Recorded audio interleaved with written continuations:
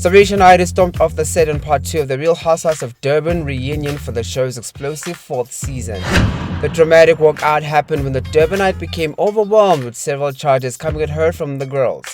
Dressed in their gold gowns, they pretty much exposed the fact that her husband, Uncle Viv, might have allegedly threatened some of the cast members to tread carefully at their reunion. Oh, okay. What has the show become? And since she didn't even bother returning to the final minutes of the reunion, understandably because she was in quite a state, some fans have started wondering if Sorisha really just quit the show in the middle of a reunion. Well, not quite, apparently. In her first post-reunion interview with News 24, Sorisha reveals that she's still game, but only if there's a major cast reshuffle. She said, if there's a major cast shakeup and the show is more aspirational and we see each other as women and not anything else, I would be back. Sana. Aspirational is telling me that she wants the casting department to upgrade their casting requirements. Show us the opulence girls. Period. I know that's right. And it all started when Neil stayed for all of 5 seconds before suddenly standing up and running away from that set in his shimmery gold sequin top. Girl.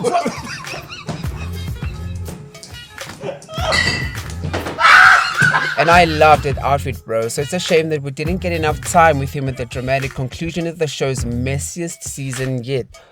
But there was no time for that because Neil, who looked visibly shaken, wouldn't even let Blair get a word in before he could apologize to Sorisha and take off right away. Now, all kinds of speculations are circulating on social media about why Neil literally said one line and left the taping, leaving Blair with his mouth wide open and not knowing what to do with the pile of questions he had for Maria's fiery husband. Were you silent or were you silenced? The dramatic moments ended a number of wild storylines this season, and it became clear that there's no way for the girls to move forward. As things stand, they simply cannot reconcile their differences and find a way forward.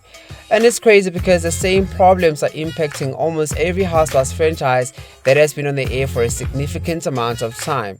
On the one hand, you have Sorisha and Slee, with Angel and friend of the show Mabusi being featured in some of the tracks. The other team has Nonku and Jojo, with Maria wanting to secure access into the friend group. On this season on the Real Housewives of Durban, it's all come down to the two groups who are fiercely opposed to each other, and what has been light shade over the years has now escalated to a full-blown war. And it looks like it finally became too much for Sorisha to take, who fled the set as the other squad raised the pressure on her. But long before that, Neil had been shaking in his boots when apologizing for the way that he had come after her this season.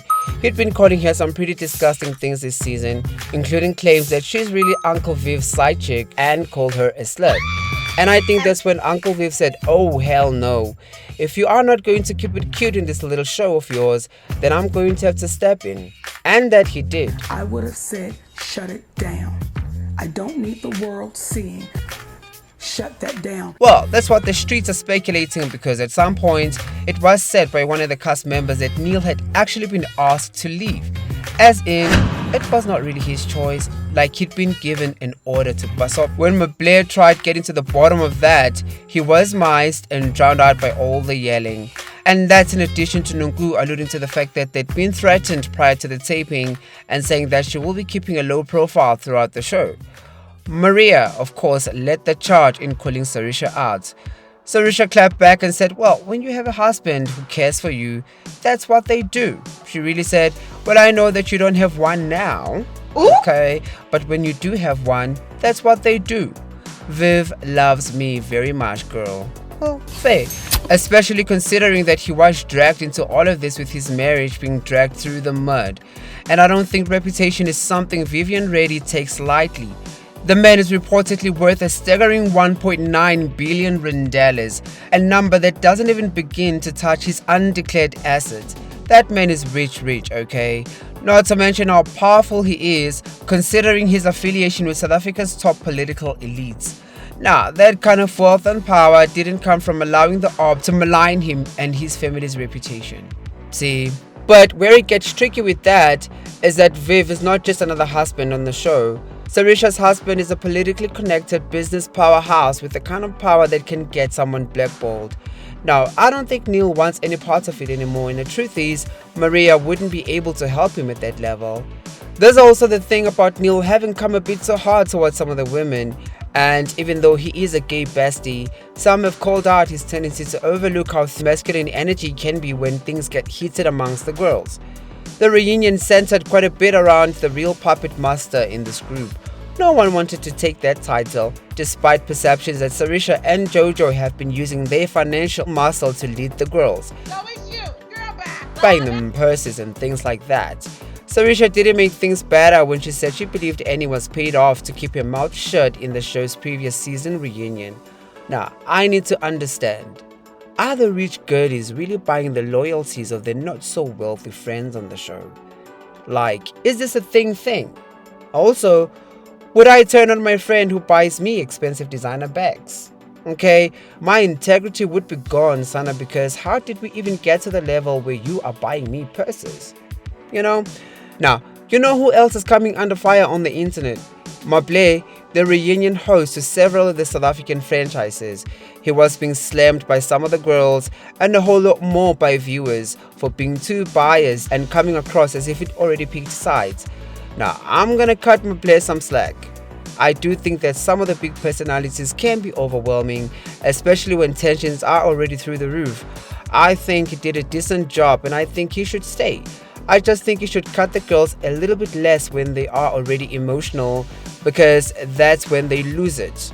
I also think he can come down a little bit with the interrogative style and be more conversational, because when he grills them, sometimes they get defensive and he tries to manage it and then it all falls apart. No? Did I lie? Comment down below, like and share this video with somebody, and yes, do subscribe to the channel for more content.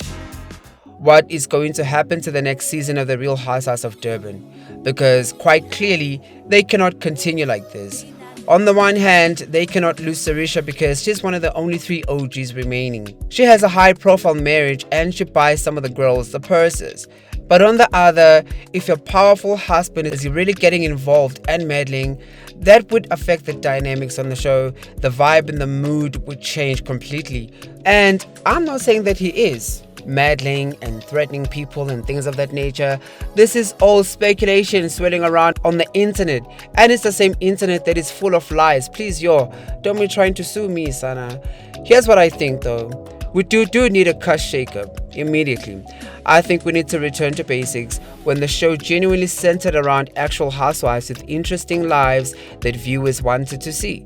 Keep the OGs Nonku, Jojo and Sorisha. I love Angel down and I love the way she displayed maturity at the reunion. And I'd love to see her career in television thrive moving forward because I believe she's a star. Just not a good fit for this show. Sorry girl, Zama really brought it this season and she embraced her villain arc. But I'm on the fence because she hasn't really given much access into who she actually is. You know, like where's your family? Where are your social circles? Where do you stay? What do you really do? And things of that nature. The producers just need to go back to the drawing board and rebuild the show around its initial promise. See? Now, what do you guys think? Comment down below, like and share this video, and subscribe to the channel. Thank you for watching until the end. Until next time, ciao.